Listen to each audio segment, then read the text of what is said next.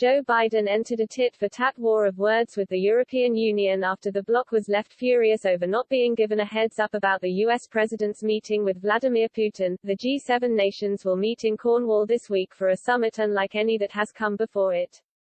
Taking place from June 11 to 13, it will be the first time all the leaders have met in person since the U.S. president took office, and will mark the start of his European trip.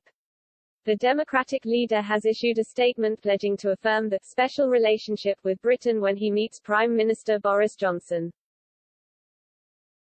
EU leaders are said to be happy he is attending, but they are reportedly on different tracks on numerous issues. Some in the bloc have reportedly complained that they were given little warning over Mr. Biden's decision for a full withdrawal from Afghanistan by September 11. An EU official told Politico it doesn't help that more than 4 months after Mr. Biden's inauguration, the 78-year-old is yet to nominate an ambassador to the EU. This is said to have contributed to a sense in some European countries that the EU must now demonstrate strategic independence from NATO. After the G7 summit, Washington has said Mr. Biden will meet in Brussels with European Council President Charles Michel and European Commission President Ursula von der Leyen. Mr. Biden's trip will culminate in a showdown with Russian President Vladimir Putin in Switzerland, a move that is said to have angered Brussels. The EU official added that the bloc felt no obligation to touch base with the White House before announcing its recent measures against Belarus, in a tit-for-tat response. They said, "They didn't tell us they were going to announce their summit with Putin."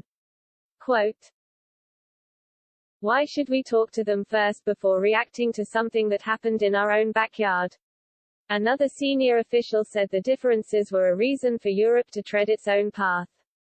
They noted, "It's important on the one hand to cooperate, to coordinate with all like-minded partners. Transatlantic relationships can add the US and others of course. But it's important also to have our own vision of Europe in the short term, the mid-term, and the long term when it comes to our priorities." Mr. Biden's arrival in Britain will come just hours after EU and UK officials meet in London to discuss the Northern Ireland Protocol. An EU diplomat told the Financial Times, Biden could be instrumental in helping to put the process back on track.